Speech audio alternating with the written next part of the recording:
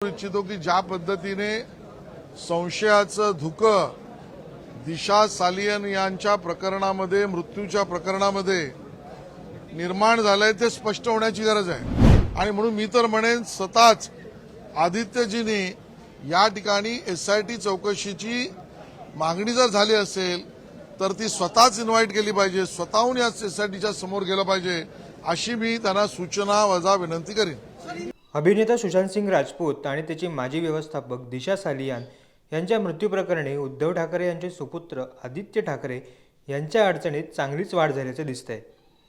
मविया सरकारच्या काळात झालेल्या दिशा सालियान आणि सुशांत सिंग राजपूत यांच्या मृत्यूमुळे राजकारणात चांगलीच खळबळ उडाली होती। या प्रकरणी बोलत असताना आमदार नितेश राणे यांनी देखील आपल्या पत्रकार परिषदेत उद्धव ठाकरेंनी तक्रारदारांना 50 कोटींची ऑफर देत प्रकरण मिटवून टाकण्याचा प्रयत्न करत असल्याचा मोठा गौप्यस्फोट केला होता। दरम्यान आदित्य ठाकरेंनी हायकोर्टात कॅव्हेटही दाखल केले होते। या प्रकरणात कोणताही निर्णय घेण्यापूर्वी आमची बाजू ऐकून घ्यावी अशी मागणी आदित्य ठाकरेंनी त्यावेळी केली होती। त्यानंतर आता आदित्य ठाकरेंवर एसआयटीची टांगती तलवार असल्याचं समोर येत आहे। यावर प्रतिक्रिया देत मुंबई भाजपचे अध्यक्ष आशिष शेलार यांनी नागपूर विधानभवन परिसरातून आदित्य ठाकरेंचे चांगलेच कान टोचल्याचं पाहायला मिळते। ते नेमकं काय म्हणालेत पहा संपूर्ण व्हिडिओ। आमचे सन्माननीय आमदार समीरजी कुणावार यांनी जी मागणी केली आहे की वर्धा जिल्ह्यामध्ये होऊ घातलेलं शासकीय वैद्यकीय महाविद्यालय हे हिंगणघाटमध्येच झालं पाहिजे, तशी मागणी जनतेची आहे, आवश्यकताही आहे। 7-8 महिने या विषयावर आंदोलन चालू आहे। आज पहिल्याच दिवशी सन्माननीय समीरजी त्या ठिकाणी लक्ष वेधण्यासाठी सरकारचं पायऱ्यांवर त्यांनी आंदोलन केलं।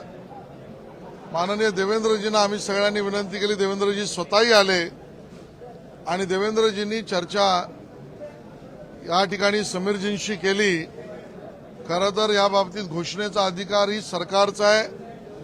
माननीय उपमुख्यमंत्री सभागृहात घोषणा करतीलही, पण या ठिकाणी मला आनंद होतोय सांगायला की झालेल्या पायरीवर आंदोलन मागे घेण्यासाठीच्या विनंतीवरची चर्चा हिंगणघाटला शासकीय वैद्यकीय महाविद्यालय येईल अशाच दिशेने झाली आणि सकारात्मक आहे आणि न्याय हिंगणघाटमधील जनतेला समीरजींच्या प्रयत्नाने मिळेल।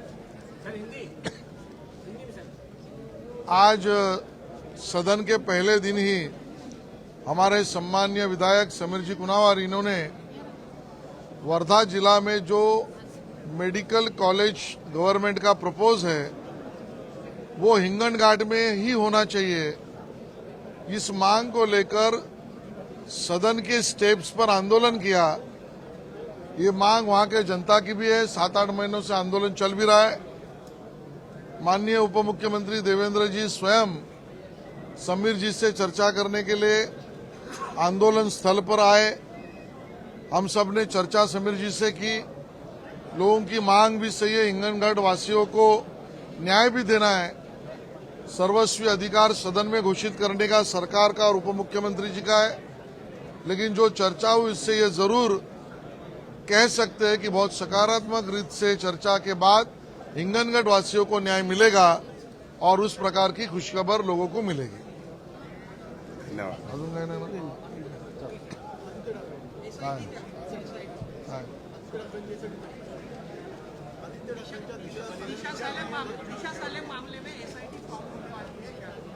हाँ, किसने घोषित किया?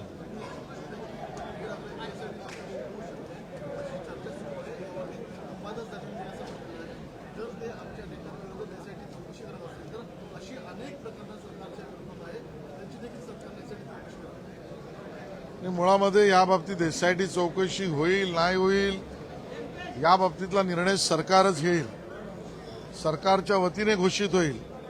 पण मी या ठिकाणी एक स्पष्ट करू इच्छितो की ज्या पद्धतीने संशयाचं धुकं दिशा सालियन यांच्या प्रकरणामध्ये मृत्यूच्या प्रकरणामध्ये निर्माण झालंय ते स्पष्ट होण्याची गरज आहे। वातावरण साफ स्पष्ट झालं पाहिजे, लोकांच्या मनातल्या प्रश्नाची उत्तरं मिळाली पाहिजेत। ज्या पद्धतीचे पुरावे बाहेर येत आहेत त्याबद्दलचं स्पष्टीकरण पोलिसी खात्याकडून मिळालं पाहिजे आणि म्हणून मी तर म्हणेन स्वतःच आदित्यजींनी या ठिकाणी एसआयटी चौकशीची मागणी जर झाली असेल तर ती स्वतःच इन्व्हाइट केली पाहिजे, स्वतःहून या एसआयटीच्या समोर गेलं पाहिजे, अशी मी त्यांना सूचना वजा विनंती करीन। दिशा सालियन मर्डर केस में एसआईटी होगी कि नहीं होगी, कैसे होगी, इसका निर्णय तो सरकार ही करेगी, घोषणा भी सरकार करेगी।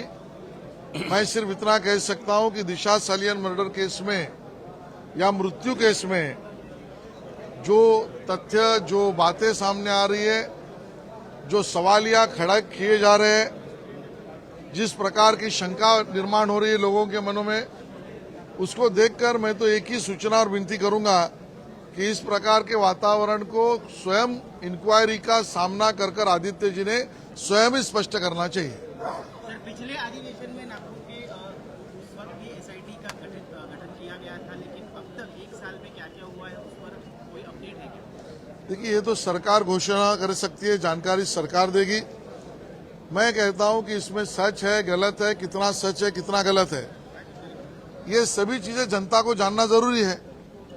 एसआईटी ने क्या किया ये भी जानना जरूरी है, और एसआईटी का विरोध करके इस प्रकार के संशय को या सवालिया निशान को बढ़ावा देना भी गलत होगा, और इसके लिए आदित्य जी ने स्वयं उनकी भूमिका स्पष्ट करनी चाहिए, ये मेरी मांग है।